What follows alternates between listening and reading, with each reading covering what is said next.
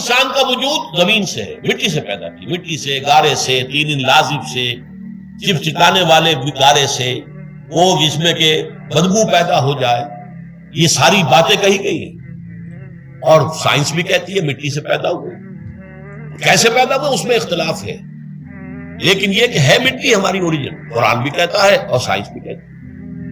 اور ہمارے وجود کو جب وہ تھک جائے، مزمحل ہو جائے، اس کی انرجی کم ہو جائے، تو اس کے لیے جو غذا ہے، جو تقویت ہے، وہ بھی ساری زمین سے آ رہی ہے۔ آپ نے پھل کھائے، آپ نے گندم کھائی، آپ نے چاول کہاں سے آ رہے؟ اچھا بکری کا گوشت کھایا تو بکری کا گوشت کس چیز سے بنا ہے؟ اس نے گھاس کھائی ہے، اس نے پتے کھائے ہیں، وہیں سے تو بنا ہے۔ الٹیمیٹ سورس آپ کے وجود حیوانی کے لیے جو آ رہی ہے وہ زمین ہے۔ وجود روحانی کو بھی تقویت کی ضرورت ہے، وہ بھی مزمحل ہوتی ہے، کمزور ہو جاتی ہے، خاص طور پر جب کہ وجود حیوانی کا اس پر غلبہ ہو جائے، تب تو یوں سمجھیے کہ وہ بالکل بے ہوش ہو کر موت کے قریب پہنچ جاتی ہے۔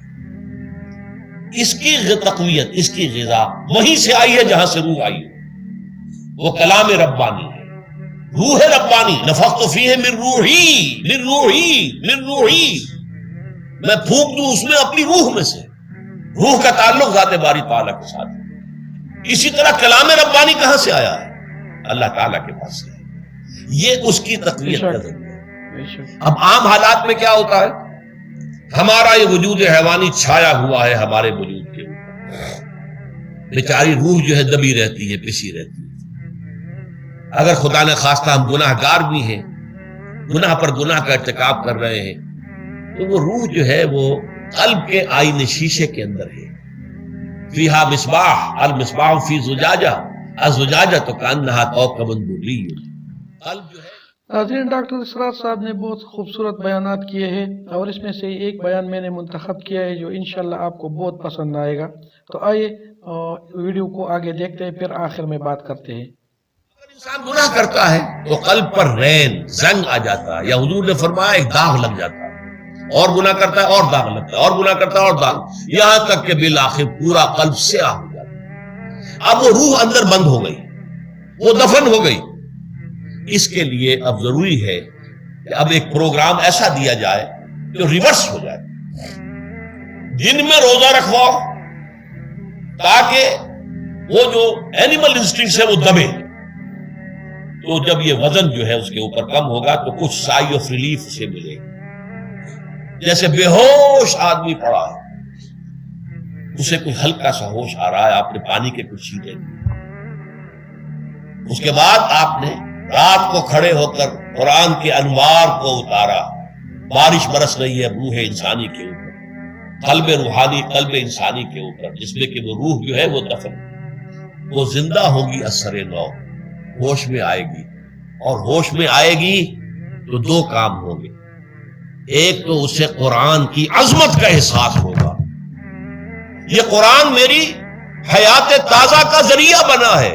بے شک بے شک، میں دب گئی تھی، میں پس گئی تھی، میں بے ہوش تھی، میں نیم مردہ تھی، اس قرآن کی بارش نے، یہ ترشح جو ہوا ہے مجھ پر، اس نے مجھے حیات تازہ عطا فرمائی۔ یہ جو قدر کا احساس ہوگا قرآن کا، لعلکم تشکرون، تاکہ تم قرآن کی عظمت سے واقف ہو۔